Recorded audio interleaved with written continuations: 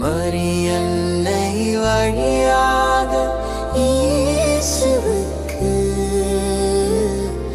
அர்ப்பணம் நான் அர்ப்பணம். தந்தை மகன் தூய் ஆவியாரின் பேராலே ஆமென். கிறிஸ்துவின் அனுசாரம் புத்தகம் 1 அதிகாரம் 25 தொடர்ச்சி. ஆனால் கண்டிக்கத்தக்க ஏதேனும் ஒன்றை நீங்கள் கவனித்தால் நீங்களும் அதையே செய்யாதிருக்கும்படி எச்சரிக்கையாய் இருங்கள். ஏதேனும் ஒரு தருணத்தில் நீங்கள் அதை செய்திருந்தால் விரைவாக உங்களை திருத்திக் கொள்ள உழையுங்கள்.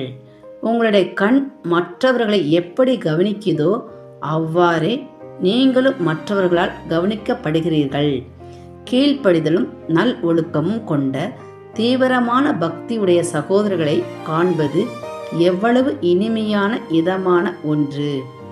அவர்கள் எதற்காக அழைக்கப்பட்டார்களோ அதற்கு தங்களை ஈடுபடுத்திக் கொள்ளாமல் ஒழுங்கற்ற முறையில் அவர்கள் நடப்பதை காண்பது எவ்வளவு வருத்தமான துயரமான ஒன்று. மேலும் அவர்கள் அழைப்பின் நோக்கத்தை புறக்கணித்துவிட்டு தங்கள் பொறுப்பில் கையளிக்கப்படாத காரியங்களில் தங்களை ஈடுபடுத்திக் கொள்வது எவ்வளவு வேதனையானது.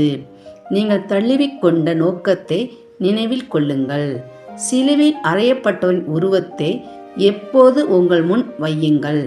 இயேசு கிறிஸ்துவின் வாழ்க்கையை பார்த்து உங்களை குறித்து நீங்கள் வெட்கப்பட வேண்டிய சிறந்த காரணம் ஏதெனில், நீண்ட காலம் நீங்கள் கடவுளின் பாதையில் இருந்த போதிலும் உங்களை இயேசு கிறிஸ்துவோடு ஒத்திருக்கச் செய்ய நீங்கள் இன்னும் முயற்சி செய்யவில்லை என்பதே ஆகும். நம் ஆண்டவரின் தூய வாழ்விலும் பாடுகளிலும் தன்னையே தீவிரமாக பக்தியுடனும் பயிற்சிக்கும் எந்த ஒரு துறவியும் அவருக்கு பயனுள்ள தேவையான அனைத்தையும் கண்டறிகிறார். இயேசுவை தவிர வேற எதையும் அவர் நாடி தேட வேண்டியது இல்லை. சிலுவையில் அறையப்பட்ட இயேசு நம் இதயங்களுக்குள் வருகிறார். ஏனென்றால் நாம் எவ்வளவு விரிவாகவும் முழுமையாகவும் செயல்பட வேண்டும். தீவிர ஆர்வம் விடாமுயற்சியும் கொண்ட ஒரு மனிதர் அனைத்திற்கும் தயாராக இருக்கிறார். உடலின் உழைப்பில் வேர்வை சிந்துவதை விட தீமைகளின் உணர்ச்சிகளையும் எதிர்ப்பது கடினமானது. சிறிய தவறுகளை தவிர்க்காதவர் சிறியவற்றின் மூலம் பெரியவற்றில் விழுகிறார். உங்கள் நாள் பொழுது பயனுள்ளதாய் கழித்தால் மாலையில் எப்பொழுதும் நீங்கள் மகிழ்ச்சியாய் இருப்பீர்கள். மற்றவர்களுக்கு என்ன நேர்ந்தாலும் உங்களையே நீங்கள் புறக்கணிக்காமல் உங்களையே நீங்கள் கவனத்தில் கொண்டு உங்களையே தூண்டி எழுப்பி உங்களையே நீங்கள் எச்சரித்துக் கொள்ளுங்கள். உங்களுக்கே எதிராக நீங்கள் எவ்வளவு வன்முறையை பயன்படுத்துகிறீர்களோ அவ்வளவு அதிகமாக நீங்கள் முன்னேறுவீர்கள்.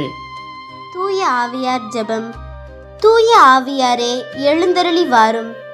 விண்ணகத்திலிருந்து உமது பேரொளியின் அருட்சுடர் எம்மீது அனுப்பிடுவீர். எளியோரின் தந்தையே வந்தருள்வீர். நன்கொடை வள்ளலே வந்தருள்வீர். இதயே வந்தருள்வீர். உன்னத ஆறுதலானவரே, ஆண்மை இனிய விருந்தினரே, இனிய தன்மை தருபவரே, உழைப்பின் களைப்பை தீர்ப்பவரே, வெம்மை தணிக்கும் குளிர் நிழலே, அழுகையில் ஆறுதலானவரே, உன்னத பேரின்ப ஒளியே, உம்மை நம்புவோருடைய இதயத்தின் ஆழம் நிரப்பிடுவீர். உமது அருளாற்றல் இல்லாமல் மனிதரில் எதுவும் இல்லை. நல்லது அவனில் எதுவும் இல்லை. மாசு கொண்டதை கழுவிடுவீர். வறட்சியுற்றதை நனைத்திடுவீர். காயப்பட்டதை ஆற்றிடுவீர். வணங்காதிருப்பதை வளைத்திடுவீர். குளிரானதை குளிர் போக்கிடுவீர்.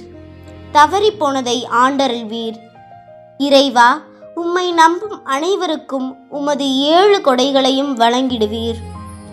புண்ணிய பலன்களையும் வழங்கிடுவீர். இறுதியில் மீட்பை அளித்து அளவில்லாத இன்பமும் அருள்வீரே. ஆமேன். சமுத்திரத்தின் நட்சத்திரமே, சமுத்திரத்தின் நட்சத்திரமே வாழ்க.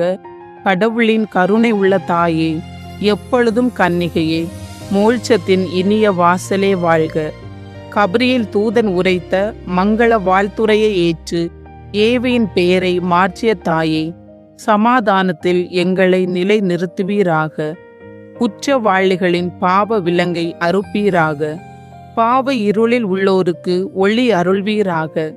எங்கள் எல்லா தீமைகளையும் நீக்கி நலன் அனைத்திற்காகவும் மன்றாடுவீராக.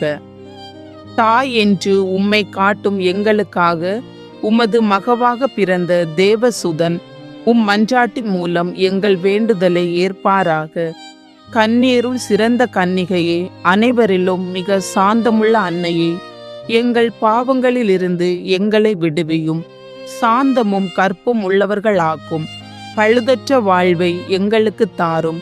உமது குமாரன் இயேசுவை நாங்கள் கண்டு என்றும் மகிழ்ந்திருக்க எங்கள் பாதையை பத்திரமாய் காத்தருள்வீராக.